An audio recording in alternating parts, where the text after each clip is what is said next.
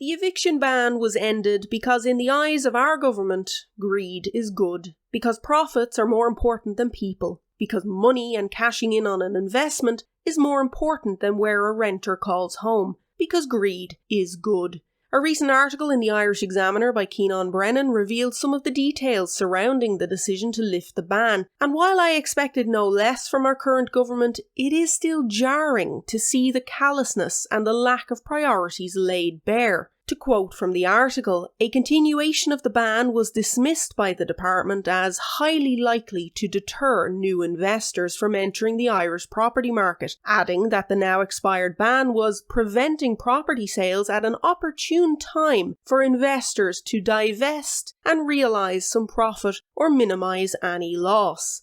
So there it is, folks, in black and white, no mincing of words, just straight up profiteering for the housing investors. Blatant market interference by the government to protect the already wealthy, to protect the leeching landlord class, all at the expense of the hard-working proles who have no choice but to rent. Absolutely sickening and shameful behaviour. A government for the landlords, by the landlords, for the rich, by the rich.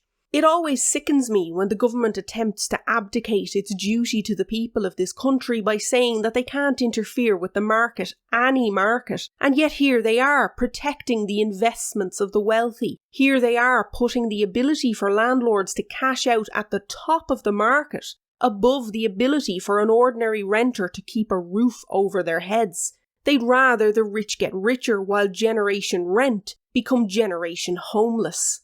Not that it needs to be said, but we don't need new investors into the housing market here. What we need is to stop treating the housing market as an investment. Houses are for homes, not investments. Or at least that's how it should work.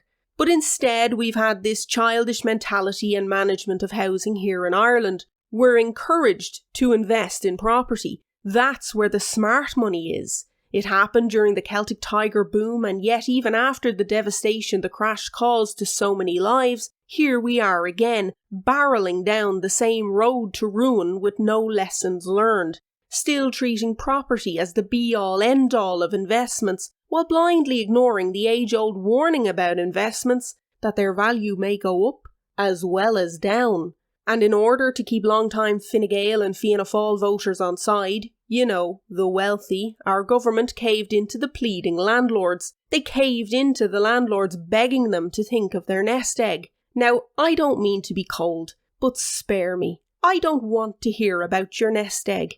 I'm a millennial, and I'm a member of Generation Rent. Unless a miracle happens and the housing market becomes affordable and stops having notions, I'll never even own a single home, never mind have a second or third nest egg property. I will forever be paying off someone else's mortgage while never owning a home of my own. I will forever be at the will and whim of the rental market and the landlords.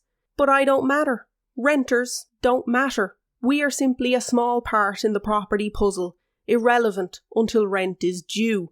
And our government have shown this clearly. They have lifted the eviction ban in spite of knowing the cruel hardships it would cause, in order to allow the rich to protect their investments and cash out at the top of the market, because this government only cares about the rich.